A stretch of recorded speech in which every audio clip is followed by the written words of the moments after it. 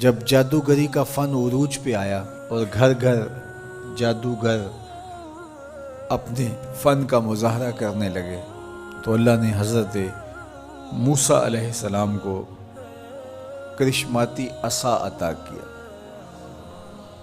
جو جادو کے فخر کو توڑ کے رکھ دیتا ہے. کبھی اژدہا بن جاتا ہے، کبھی ٹارچ بن جاتا ہے، کبھی اتنا لمبا ہوتا ہے کہ پتے جھاڑ لیتے ہیں، کبھی ٹیک لگا کے کھڑے ہو جاتے ہیں. تو یہ عصا ان کو بطور معجزہ عطا کیا گیا جب جادوگری کا فن پورے عروج پر تھا. موسیقیت کا جب بانکپن آیا اور موسیقی کے ذریعے لوگوں کو مسحور کیا جانے لگا تو اللہ نے حضرت داؤد علیہ السلام کو وہ آواز کا جمال عطا کیا کہ جب وہ زبور پڑھتے تھے تو اڑتے پرندے رک جاتے تھے. ایسا حسن عطا کیا. لوہے کی صنعت عروج پہ آئی اور لوہے کو گرم کر کے نرم کیا جاتا، ڈھال کر کے زرہیں تلواریں بنائی جاتی، ضروب بنائے جاتے. تو اللہ نے حضرت داؤد علیہ السلام کو یہ معجزہ دیا کہ وہ لوہے کو ہاتھ میں لیتے موم کی طرح نرم پڑ جاتا اور جس طرح چاہتے اس کو وہ شکل دے دیتے. طب یونانی جب اپنے مرتبہ کمال کو پہنچتی ہے اور ہر مرض کی تشخیص، تدبیر اور علاج معالجہ دریافت کر لیا جاتا ہے، لیکن 3 امراض کا علاج طب یونانی سے نہیں ہو سکتا ہے.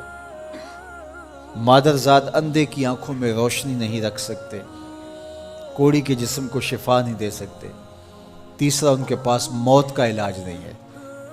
تو طب یونانی کے عروج کے زمانے میں حضرت عیسیٰ آتے ہیں تو ان تینوں مرضوں کا علاج لے کے آتے ہیں. مردے کو ٹھوکر مارتے ہیں، وہ اٹھ کے باتیں کرنے لگ جاتا ہے. کوڑی کے جسم پہ ہاتھ پھیرتے ہیں، اسے شفا مل جاتی ہے. نابینا کی آنکھوں پہ ہاتھ رکھتے ہیں، نور اترنے لگتا ہے. مصر کے کوچہ و بازار میں جب حسن والوں کے حسن کے چراغ جلنے لگے اور ایک سے بڑھ کر ایک حسین دل لبھانے لگا، ان کی عشوہ ترازیاں نیندیں اچاٹ کرنے لگیں، تو اللہ نے حسن و جمال کے زمانے میں حضرت یوسف علیہ السلام کو معجزہ جمال دے کے بھیجا. اور جب ان کے جمال کا، حسن کا چراغ روشن ہوا تو سارے دیے بجھ گئے، اور جنہیں ناز تھا اپنے حسن پہ وہ اپنی انگلیاں کاٹتے ہوئے دکھائی دیتے ہیں. تو ہر دور میں ایسا ہوا. آپ انبیاء کی تاریخ پڑھتے جائیں اور ان کے معجزات دیکھتے جائیں اور اس دور کا عروج اور بانکپن آپ کو جو ملے گا، معجزہ اس کا توڑ آپ کو نظر آئے گا. جب میرے اور آپ کے آقا و مولا تشریف لائے تو زبان و بیان کا عروج تھا، قرآن دیا گیا. قرب قیامت میں انسانی ارتقاء اور مادی ترقی اور اپالو یازدم کے ذریعے چاند پر جانے کی باتیں ہونی تھی اور لوگوں نے مریخ پر جانے کی تیاریاں کرنی تھی. تو اللہ نے اپنے محبوب کو دوسرا بڑا معجزہ معراج عطا کیا کہ دنیا الٹی چھلانگیں بھی لگاتی پھرے، وہاں کسی کا خیال بھی نہیں پہنچ سکتا جہاں محمد عربی کے قدم پہنچ گئے.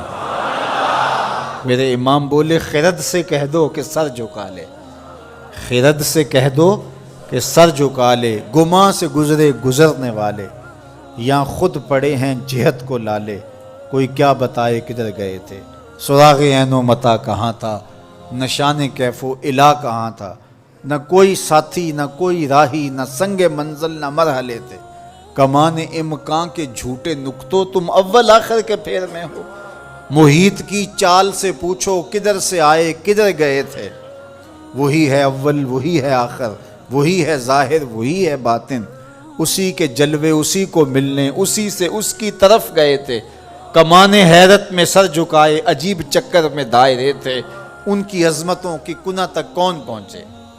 یہاں تو جبریل بھی ہاتھ باندھ کے کھڑے ہیں. جب جبریل نے کہا کہ حضور آگے میں نہیں جا سکتا تو کہا وہی لانے والے اب آنا آگے، جو در دوستی مخلصم یافتی، جب دوستی میں تو نے مجھے مخلص پایا ہے تو پھر راستہ کیوں چھوڑ رہا ہے.